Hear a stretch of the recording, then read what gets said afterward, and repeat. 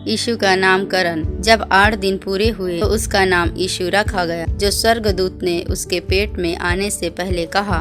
और बालक बढ़ता और बलवंत होता और बुद्धि से परिपूर्ण होता गया और परमेश्वर का अनुग्रह उस पर था। उसके माता पिता प्रतिवर्ष फसह के पर्व में यरूशलेम जाया करते थे। जब यीशु 12 वर्ष का हुआ तो वे पर्व की रीति के अनुसार यरूशलेम को गए। जब वे उन दिनों को पूरा करके लौटने लगे तो बालक यीशु यरूशलेम में रह गया और उसके माता पिता नहीं जानते थे। वे यह समझकर कि वह अन्य यात्रियों के साथ होगा, एक दिन का पड़ाव निकल गए और उसे अपने कुटुंबियों और जान पहचान वालों में ढूंढने लगे। पर जब नहीं मिला तो ढूंढते ढूंढते यरूशलेम को फिर लौट गए।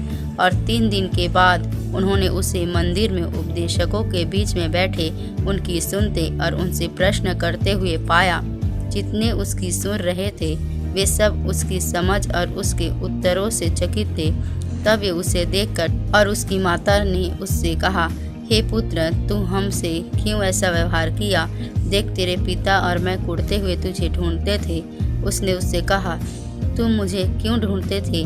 क्या नहीं जानते कि मुझे अपने पिता के भवन में होना अवश्य है? तब वह उनके साथ गया और नासरत में आया और उनके वश में रहा। और उसकी माता ये सब बातें अपने मन में रखी। और यीशु बुद्धि और डील में और परमेश्वर और मनुष्यों के अनुग्रह में बढ़ता गया। इस YouTube चैनल को लाइक और सब्सक्राइब करें